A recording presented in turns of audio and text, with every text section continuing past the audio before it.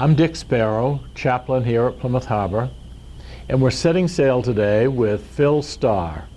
Phil and I are friends, and I'm grateful that he is going to do this setting sail with me today. He is going to be speaking on a subject that's really important to him and to many people at Plymouth Harbor, something that's very personal for him. So I'm looking forward to hearing what he says and looking forward to seeing what he brought with him. So Phil, you're on. Good morning or good afternoon, as the case may be. I am going to talk to you about the stress that I felt when I determined that my vision was failing. About 2 years ago, I lost about 90% of my vision. But I've been nearsighted all my life, and I've had glasses, and I've had cataract surgery and all the rest, and nothing really prepared me for the situation I find myself in now, which is low vision. And I thought I would explain, first of all, what low vision is to me, because I think everybody has a different version of it, depending upon what their eye looks like, and then what I've done to cope with it. Low vision means, it doesn't mean no vision, it means less vision, basically. So if you look at an eye chart, when you go to the eye doctor, they put a sheet up on the board or a projection, and they say, read the lowest line you can see. And the letters at the top are large, and then they get less and less large until they vanish. If you have 20/20 vision, you can see the line that's 20/20, but if you have poor vision or low vision, you probably can't see many lines. And the top letter is traditionally been E, and whether it's E or B or something else, I can't see it. So my vision has gotten so bad I can't see anything on the eye chart. Another example of what low vision is, you know, the elevator has a lot of, in the tower has a lot of buttons. I can see the buttons, but I can't see the numbers. So I live on the 9th floor. If I'm in the elevator by myself, I wind up getting off on 6 instead of 9 because I can't see the numbers. I try to count up, you know, or whatever. So when I take an elevator, I try to find somebody going in there at the same time and ask them to press 9 for me. Well, that's a couple of examples. And another one has to do with seeing people. Plymouth Harbor is a very social place. People are very friendly. But if they learn that I can't see them, because I know I'm being taped by a video camera out there somewhere, but I can't see it. And I know it has an operator. I happen to know her, but I see her that there's somebody in a chair, but I can't see who it is.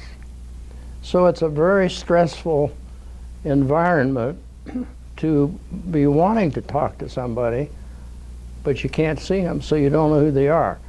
People who know that I can't see very well always come up and say, hello, Phil, this is Ted or Susie or Betty, and as soon as I hear their voice, I know immediately who they are, because one of the senses you can use are your ears, and they help your vision. So people who know about a low vision person will help a lot by saying who they are. So that's what low vision is. Now, you can imagine the kind of stress it creates, because there are a lot of things that I can't do anymore. I had to stop driving. I had to stop reading. I had to stop watching movies.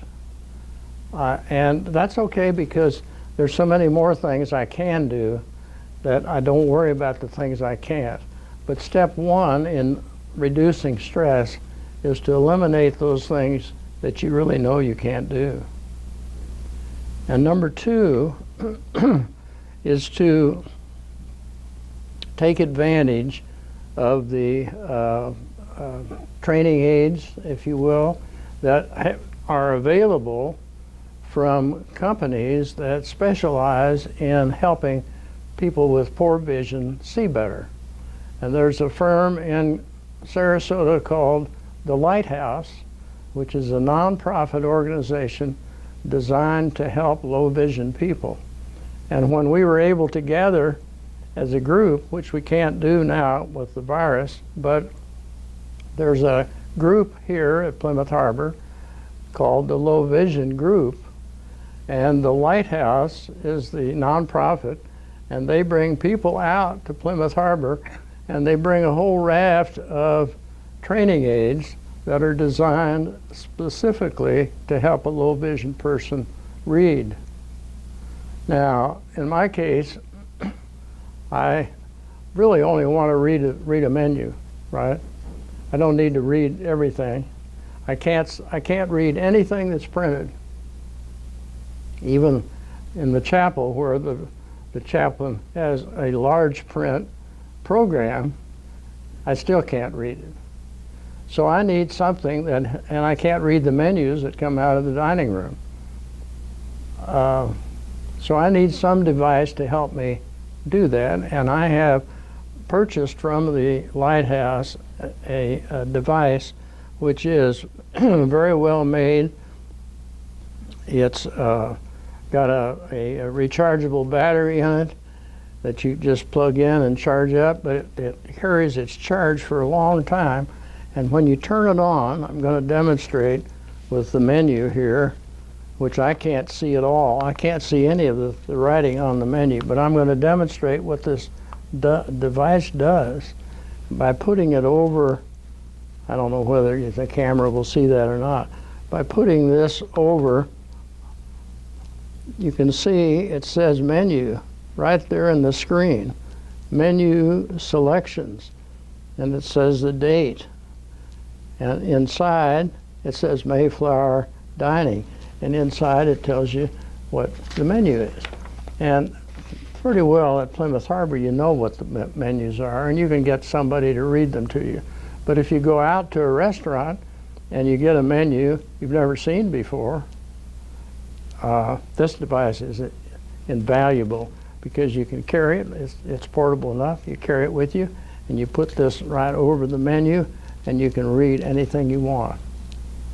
That is a definite stress reducer for somebody with low vision. And it's available at the Lighthouse in Sarasota.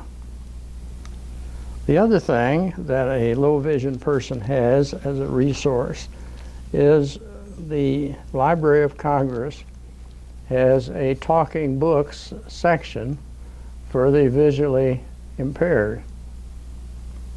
And what the talking books section of the Library of Congress provides, free of charge, when you apply, you get access to 100 books or magazines per month, free. And you can get the material either sent to you in a cassette that you play. You push a button and plug in the earphones and listen to it, or you can get them to download it to your iPhone, your smartphone, or your computer, which you can listen to at your leisure. And the only limitation is 100 units per month. Sounds like a lot of books. It is a lot of books. But you also get access to magazines. And they have online 81 different magazines. All the magazines that I've always wanted to read, like the Atlantic Monthly, or Discover, or the New Yorker, which many of you who are listening to this may subscribe to. Those are available from the Library of Congress for me to download to my smartphone, and I can listen to it at any time I want.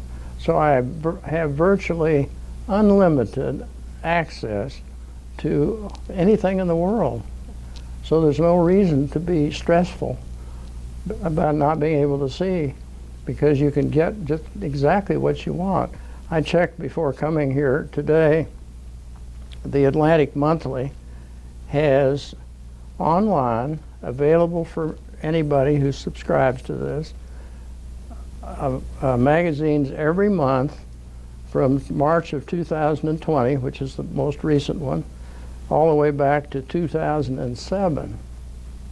They have every single one of the Atlantics online that I can download, and the magazine has 100 pages. So you can imagine how many years of my life, if I wanted to read them all, it would take, and how stress reducing that is, because though I can't read printed material, I can certainly listen, and I get access through the Library of Congress program.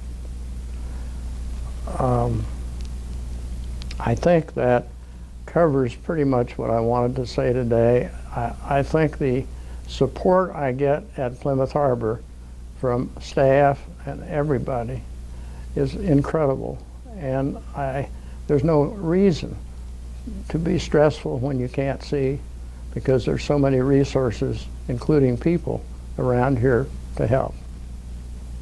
Thank you very much.